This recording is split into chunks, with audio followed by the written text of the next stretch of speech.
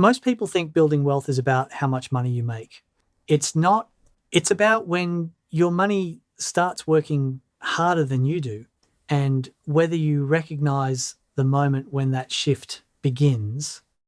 Because there are a few quiet milestones almost no one talks about. They don't look impressive on Instagram. They don't feel exciting when you hit them.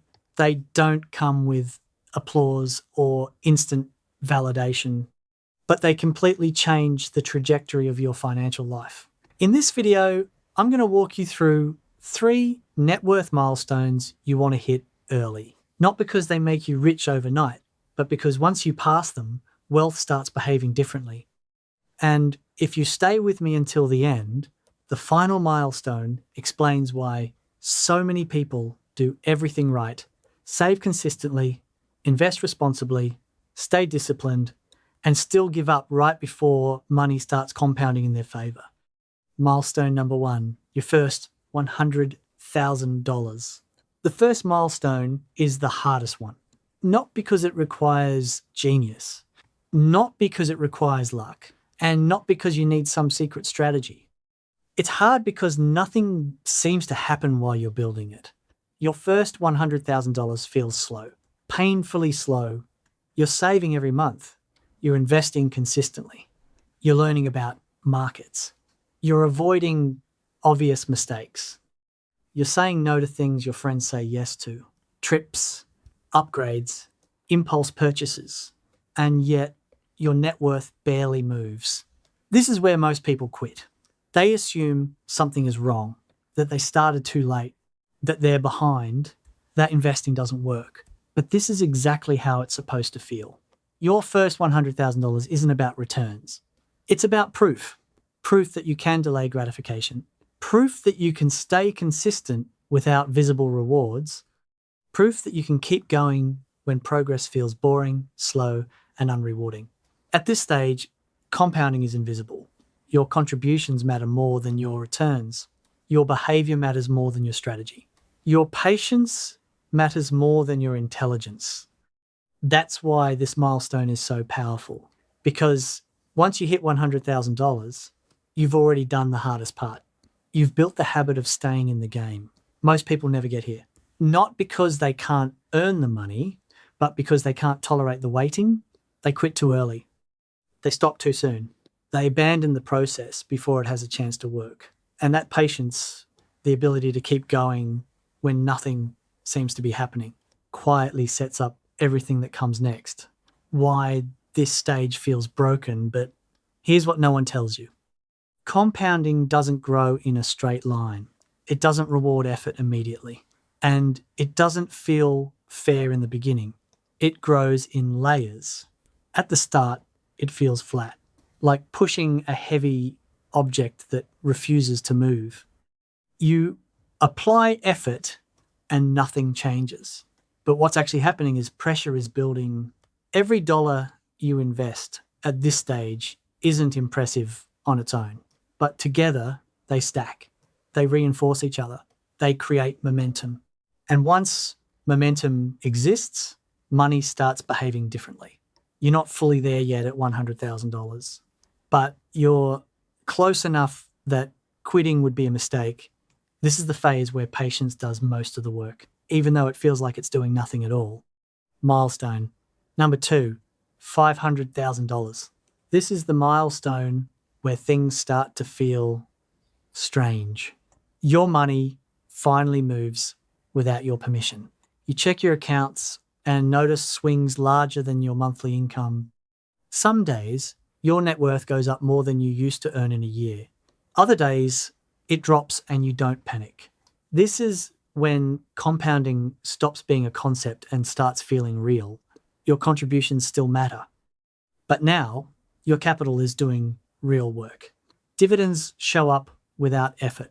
Market growth actually moves the needle. Time becomes an asset instead of an enemy.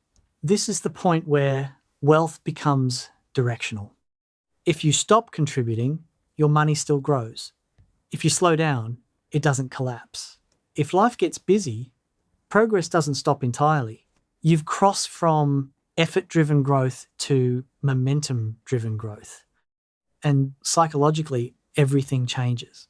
You're no longer desperate for returns. You're no longer checking prices every day. You're no longer emotional about short-term moves because now volatility works for you. Down markets feel like opportunity. Up markets feel inevitable. This is the stage where optionality appears. Not retirement, not luxury, but choices, the ability to say no, the ability to wait, the ability to make decisions without urgency or fear. Most people never reach this level, not because it's unreachable, but because it requires surviving the first milestone without quitting. Why this stage is so dangerous. Ironically, this is where some people mess up. They confuse momentum with mastery. They assume growth means they've figured it all out. They start chasing faster gains, riskier bets, shortcuts. But the reason they got here wasn't brilliance. It wasn't timing. It wasn't luck. It was consistency. And abandoning that consistency is how people fall back.